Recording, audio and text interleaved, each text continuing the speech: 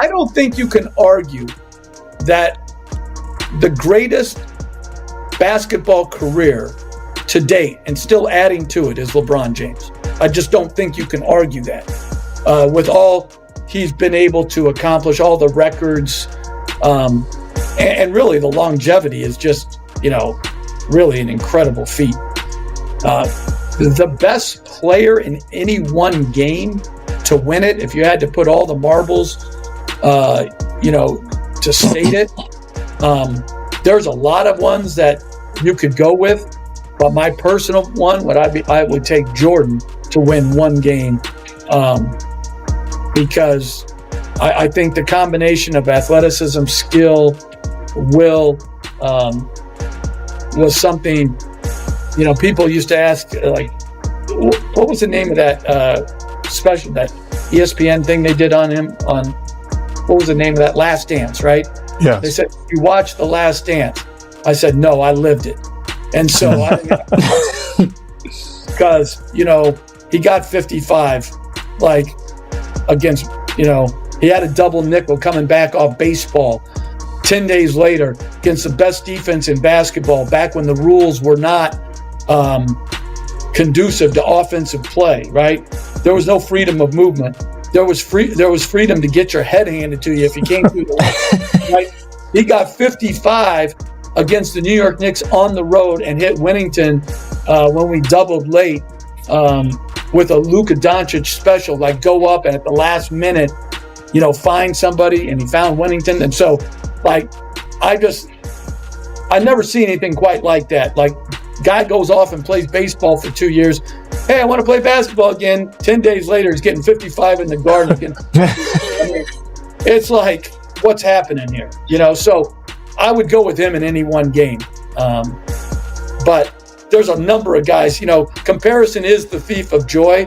And I know people love the comparative talk, but I think oftentimes when we get into those conversations, unfortunately, people feel diminished. And I don't think you or I or Blue mean that in any way. We're not diminishing anybody's career if we don't pick them. We just think, like, some of these guys are just, remarkable players. LeBron's longevity and all-time resume may put him in the conversation with the game's immortals.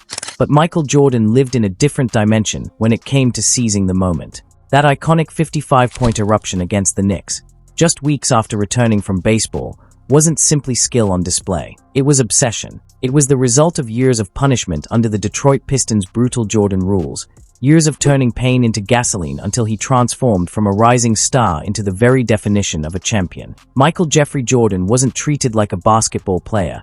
He was revered like a deity. For 3 decades, the world has celebrated the legend, the 6 rings, the 5 MVPs, the aura of a man who refused to lose. But here's what most people never stop to acknowledge. Before he became the sport's most feared closer, Jordan was broken. Not physically, mentally. He was dragged through a level of humiliation and frustration so heavy, so unrelenting, that it nearly pushed him over the edge. Michael Jordan's rise took a turn the moment Detroit's bad boys decided they wouldn't just challenge him, they would try to break him. But their mission ended up creating the most cold-blooded champion basketball had ever seen. Everything changed on April 20th, 1986, when Jordan stepped into the Boston Garden for Game 2 of the first round and delivered a historic 63-point masterpiece against the defending champs, leaving more than 17,000 stunned fans and prompting Larry Bird to famously say it felt like God showed up disguised as Michael Jordan.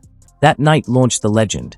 But in Detroit, another story was taking shape, one powered by bruises, anger, and unapologetic toughness. Chuck Daly and the Pistons didn't fear the hype, didn't respect the myth, and quietly mapped out a plan to expose Jordan's humanity. By 1988, Jordan had become the league's brightest spectacle, a supernova electrifying every arena he entered.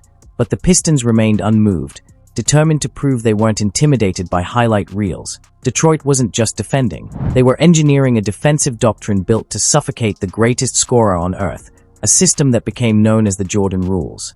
It wasn't ordinary strategy, it was psychological warfare. First, force Jordan left and dismantle his comfort zone with every rotation aimed at cutting off his trusted right hand. Second, the moment he stepped into the paint, crash him with a second defender. No easy finishes, no flow, no kindness. And third, the rule that defined the entire mission, make every drive a collision and every possession a physical toll, not to stop his scoring but to chip away at his spirit. Rick Mahorn, Bill Laimbeer, and Dennis Rodman didn't guard Jordan. They hunted him, turning elbows and hard fouls into constant reminders that entering the lane meant entering a war. The impact showed instantly. In 1988, the Pistons dragged the Bulls through 5 punishing games, battering Jordan until even he couldn't mask his irritation. But the true breaking point arrived during the 1989 Eastern Conference Finals, where despite averaging nearly 30 points, Jordan struggled under Detroit's relentless two-man pressure, shooting poorly as the Pistons' avalanche smothered him from tip-off to final buzzer. Detroit didn't just defeat Chicago. They shattered Jordan's confidence, and by 1990 the breaking point finally arrived. That year's Eastern Conference Finals felt less like a basketball matchup and more like a psychological autopsy, with Jordan hounded, hit, doubled, taunted, and squeezed until his shooting numbers collapsed to career lows. For the first time, the man who would become the symbol of invincibility looked human, and Isaiah Thomas made sure every moment stung. The Pistons celebrated every miss, every forced error, every sign of frustration, reminding him that individual brilliance meant nothing if he couldn't elevate his team.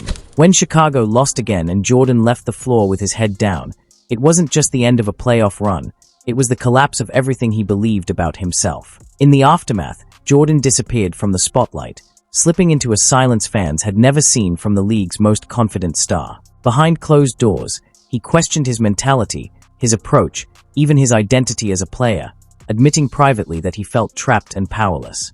Detroit had done what no one thought possible. They broke him. The summer of 1990 marked the darkest yet most defining stretch of Michael Jordan's life, as 3 straight years of punishment from Detroit finally forced him to confront a truth he could no longer ignore.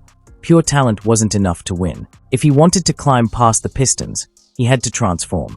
That off-season became the blueprint for his rebirth. Physically, he attacked the weight room with a new obsession for strength, adding nearly 15 pounds of muscle under Tim Grover and reshaping himself from a finesse scorer into a force built to survive Detroit's brutality.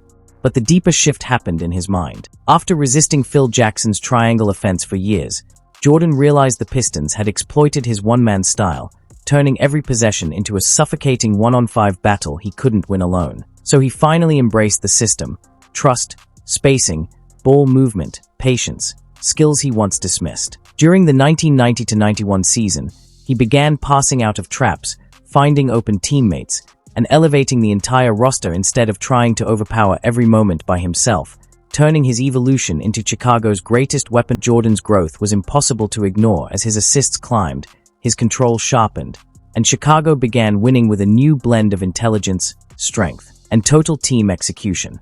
The Pistons' famous Jordan rules suddenly had no target. They were facing a version of Jordan they couldn't decode. When the Bulls clashed with Detroit in the 1991 Eastern Conference Finals, it became obvious from the opening minutes that the balance of power had flipped. Every double-team Detroit sent only opened the floor for Chicago, every hard foul bounced off Jordan's rebuilt frame, and every attempt to isolate him collapsed because he no longer carried the burden alone. The Bulls didn't just defeat the Pistons. They tore apart the entire defensive identity that defined the Bad Boys era, sweeping them 4-0 in a display of total dominance. And then came the unforgettable visual: the Bulls celebrating as Detroit, led by Isaiah Thomas, walked off without a handshake, offering no respect and only resentment. But that exit was fitting, because 3 years earlier the Pistons had broken Jordan, and now he stood over them, reborn as the most feared champion of the modern basketball era. The man Detroit tried to break ended up becoming the one player no one would ever break again, and that's where the contrast between LeBron's longevity and Jordan's legacy truly stands out. Longevity is remarkable, but getting torn down, rebuilding yourself, and returning as an unstoppable force, that's what creates mythology. So here's the debate I want blowing up the comments. Was Jordan's transformation the greatest mental comeback in NBA history, or has another superstar endured more and risen higher? Because Jordan didn't conquer Detroit with solo brilliance. He beat them using the same ruthless, unified style of team basketball the Pistons had forced him to embrace. His metamorphosis was complete, yet the ultimate test still waited on the biggest platform of all: the NBA Finals against Magic Johnson and the Lakers.